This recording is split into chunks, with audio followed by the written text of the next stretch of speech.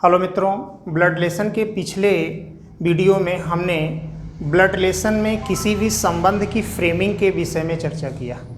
अब आज हम देखेंगे कि ब्लड रिलेशन में किसी प्रश्न में भाषा परिवर्तन होने पर एक व्यक्ति का दूसरे व्यक्ति के साथ संबंध की स्थिति में परिवर्तन होता है। तो ये परिवर्तन कैसे और किस प्रकार ज्ञात किया जाता है, तो आइए हम भाषा परिवर्तन के गतिविधि पर नज़र रख करके देखते हैं। जैसे हम प्रश्न के माध्यम से बताना चाहेंगे, जैसे हम प्रश्न करें ए बी का भाई है और सी का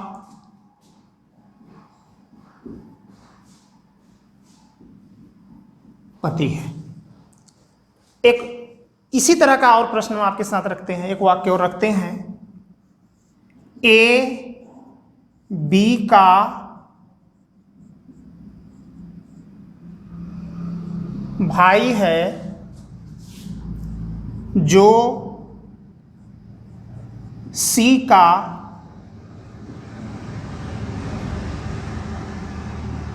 पति है। अगर हम दोनों वाक्यों पर नजर डालें तो दोनों वाक्यों में हमें केवल एक शब्द का अंतर दिखाई दे रहा है। वो जो अंतर है वह है यहाँ पर और लिखा गया है और यहाँ पर जो लिखा गया है। ए बी का भाई है और सी का पति है, ए बी का भाई है जो सी का पति है।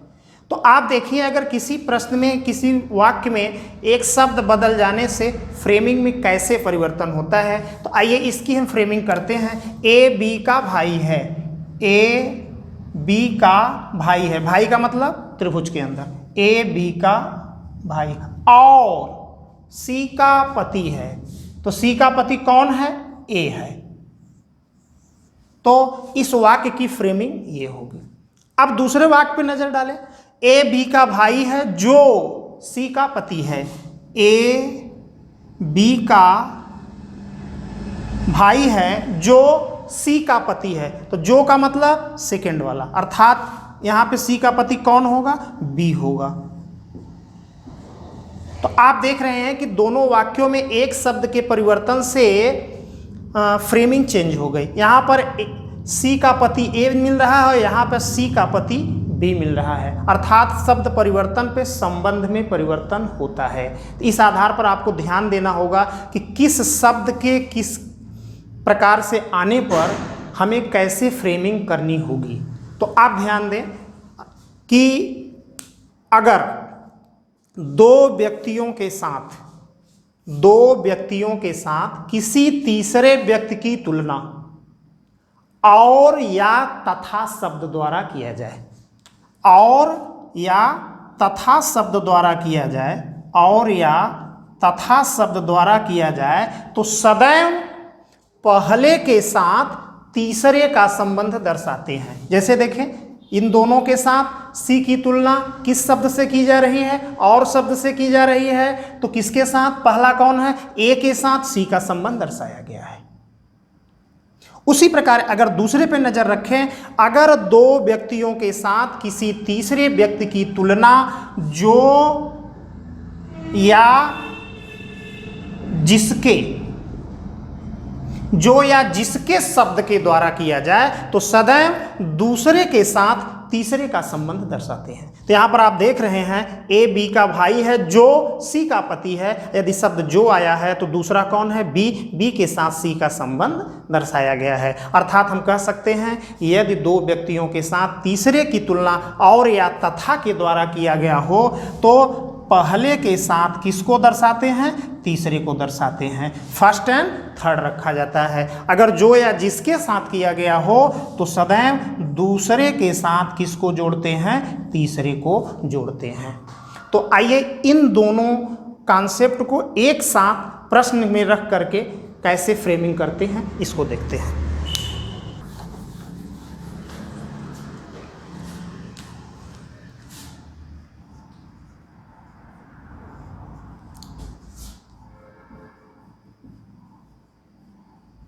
रमेश अजय के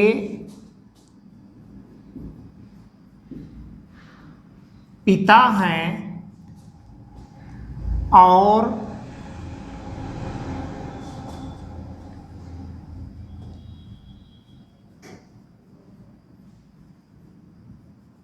मनोज के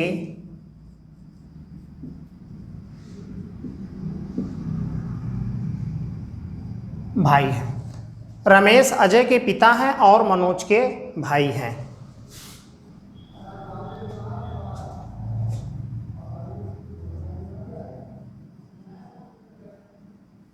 मनोज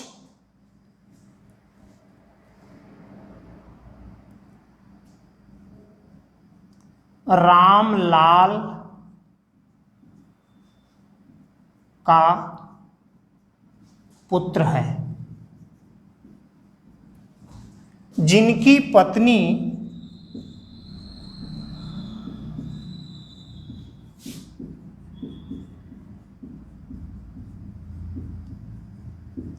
सरला है। मनोज रामलाल का पुत्र है जिनकी पत्नी सरला है। तो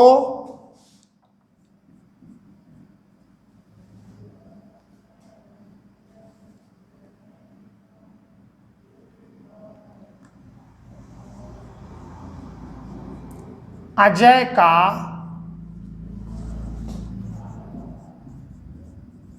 सरला से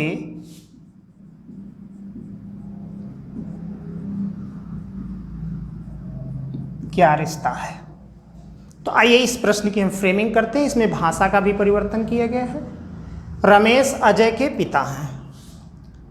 ये अजय के पिता कौन हैं? रमेश हैं।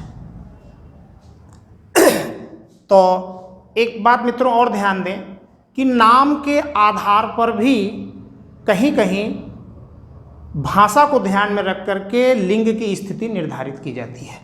जैसे रमेश अजय के पिता हैं और मनोज के भाई हैं। रमेश अजय के पिता हैं और मनोज के भाई हैं। तो और का मतलब कौन होगा? रमेश अजय के पिता हैं और है तो पहला और मनोज के भाई हैं। मनोज रामलाल का पुत्र है। मनोज रामलाल का पुत्र है। मनोज पुत्र किसका है? रामलाल का। जिनकी पत्नी, मनोज रामलाल का पुत्र है जिनकी पत्नी सरला है। अब जिनकी आ गया है, जिनका मतलब सेकेंड एंड थर्ड। तो रामलाल की पत्नी कौन है? सरला। तो अजय का सरला से क्या रिश्ता है? अजय का सरला से क्या रिश्ता है? तो आपको पता है कि हम प्रश्न में चलते कहाँ से हैं? से का की तरफ चलते हैं। तो सरला के ये पति हैं रामलाल का ये पुत्र है। पुत्र का भाई भी पुत्र होगा। और पुत्र का ये क्या है? पुत्र का पुत्र क्या होता है? पौत्र। पुत्र के पुत्र को क्या कहते हैं? पौत्र कहते हैं। तो यहां पर आपका आंसर क्या हो जाएगा? पौत्र हो जाएगा। आइए हम अगले प्रश्न की तरफ बढ़ते हैं।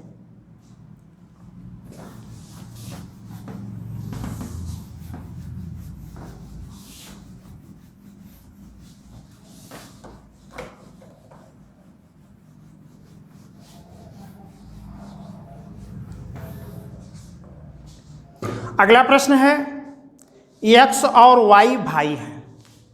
x और y क्या हैं? भाई हैं। भाई हैं तो पैरेलल हैं, दोनों किसके अंदर हैं? त्रिभुज के अंदर गए। B पुत्री है A की। B पुत्री है A की। A पत्नी है Y की। A पत्नी है Y की। A पत्नी है Y की तो डबल बांड लगा करके यहां वृत्त में रख देंगे। इसके पहले का वाक्य क्या था? B पुत्री है A की।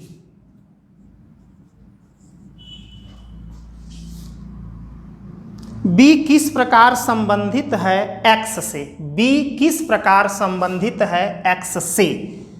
तो B का X से संबंध बताना है तो यहां से यहां। तो X का Y क्या है? भाई है। भाई की पत्नी क्या होगी? भाभी होगी। भाभी की ये क्या है? बेटी। भाई या भाभी की बेटी को क्या कहते हैं? भतीजी। आंसर आपका क्या हो जाएगा? भतीजी। अगला प्रश्न, सुनील केशव का पुत्र है। सुनील केशव का पुत्र है।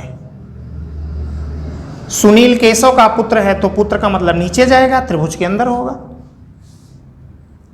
केशव की बहन सिमरन है। केशव की बहन कौन है? सिमरन है। सिमरन का एक पुत्र मारुति है। सिमरन का एक पुत्र मारुति है और एक पुत्री सीता है। और पुत्री, अगर ये पुत्र है तो पुत्री मतलब इसकी बहन।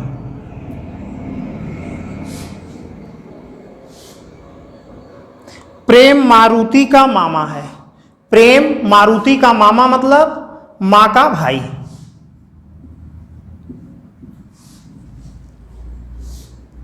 सुनील का मारुति से क्या संबंध है? सुनील का मारुति से, सुनील का मारुति से ये संबंध आपसे पूछा जा रहा है। तो आपका पता है कि मारुति की ये मां है, ये मां का क्या है? भाई। मां का क्या है? भाई। और भाई का ये क्या है? बेटा। तो सॉरी, मां के भाई का बेटा है तो मां के भाई को क्या कहेंगे? मामा कहेंगे। मामा का ये क्या है? बेटा। मामा के बेटा को क्या कहेंगे? ममेरा भाई।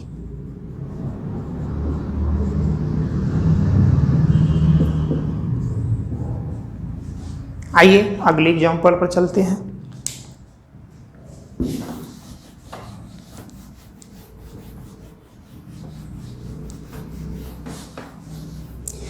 मित्रों, भाषा के आधार पर एक प्रश्न होता है जिसमें कभी कभी हमको अभाव महसूस होता है कि प्रश्न में हमें अभाव लग रहा है।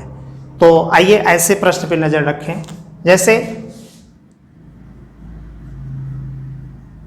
जज का बेटा डॉक्टर,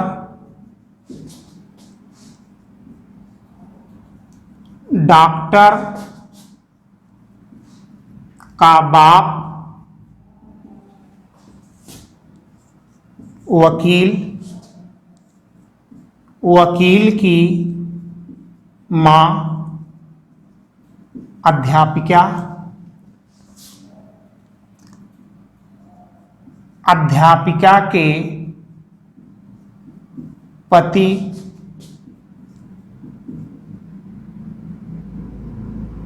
विक्रेता। तो जज का विक्रेता से क्या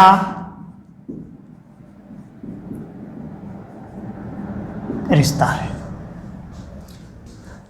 तो आइए हम प्रश्न की फ्रेमिंग करते हैं। इसमें थोड़ा सा अभाव महसूस। जज का बेटा डॉक्टर।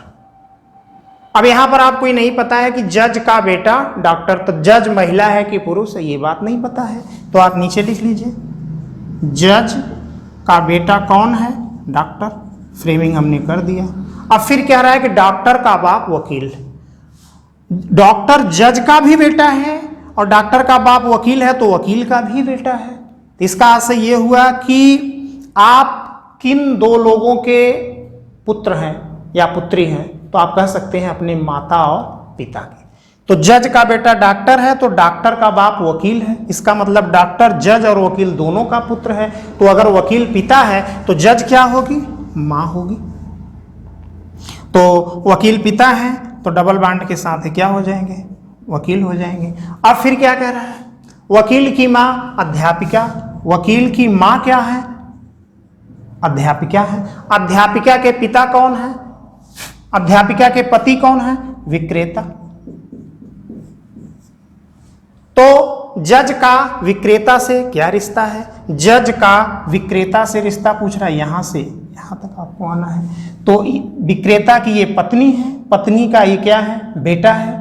तो पत्नी का बेटा भी बेटा होगा और बेटे की पत्नी को क्या कहते हैं? बहू कहते हैं। पत्नी के बेटे को क्या कहते हैं? बहु कहते हैं। आइए इसी प्रकार अगले प्रश्न पर चलते हैं।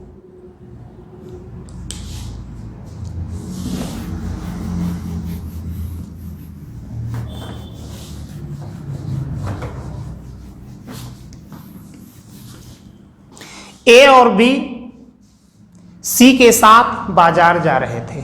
ए और बी सी के साथ बाजार जा रहे थे। रास्ते में उनसे डी मिलता है और सी से पूछता है कि ये दोनों कौन। तो सी डी को जवाब देता है कि इनमें से एक दूसरे के पुत्र का पिता है। तो दोनों आपस में किस प्रकार संबंधित हैं? तो आप अपने प्रश्न को एक बार पुनः सुने। हमने आपसे कहा कि ए और बी सी के साथ बाजार जा रहे थे। रास्ते में इनसे डी मिलता है। डी सी से पूछता है कि ये दोनों कौन। तो सी डी को जवाब देता है कि इनमें से एक, इनमें से मतलब दोनों में से कोई एक, इनमें से एक मान लीजिए ए, दूसरा कौन है बी, के पुत्र का पिता है। अर्थात आप कह सकते हैं एक मान लीजिए ए है, ए बी के पुत्र का पिता है। अगर ये पिता है तो इनका भी पुत्र है, तो ये क्या होगी? माँ होगी। अगर ये पिता है तो ये क्या है? माँ है। तो इन दोनों के बीच क्या संबंध होगा? पति और पत्नी का। तो आपका उत्तर क्या हो जाएगा? पति और पत्नी।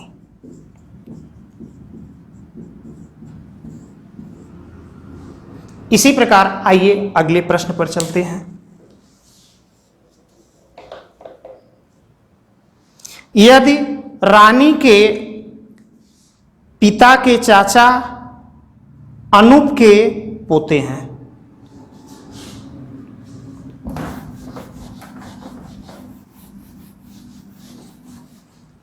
यदि रानी के पिता के चाचा, रानी के पिता के चाचा मतलब पिता के भाई, यदि रानी के पिता के चाचा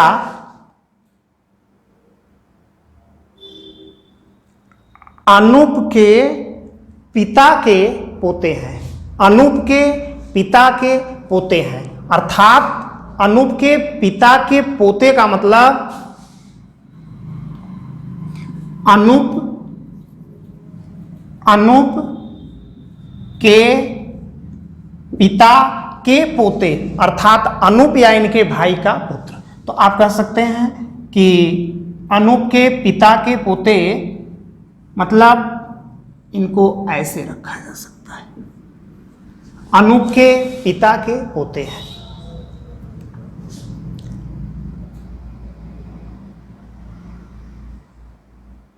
तथा अनूप अपने पिता का इकलौता पुत्र है।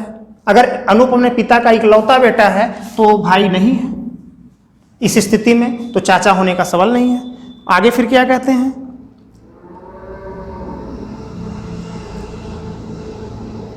तो रानी से अनूप का क्या रिश्ता है? रानी से अनूप का क्या रिश्ता है? ये देखिए, ये इनके पिता, पिता के पिता, दादा के पिता, दादा के पिता को क्या कहते हैं? परदादा। दादा के पिता को क्या कहते हैं? परदादा। इस प्रकार से मित्रों, हम भाषा के आधार पर या नॉर्मली किसी भी आधार पर अगर प्रश्न की फ्रेमिंग समझ रहे हैं तो किसी भी प्रश्न का जवाब बड़े आसानी से दिया जा सकता है। तो ये ब्लड रिलेशन में जो प्रश्न की प्रकृति थी वो टाइप 1 थी। अब हम टाइप 2 पर चर्चा करेंगे।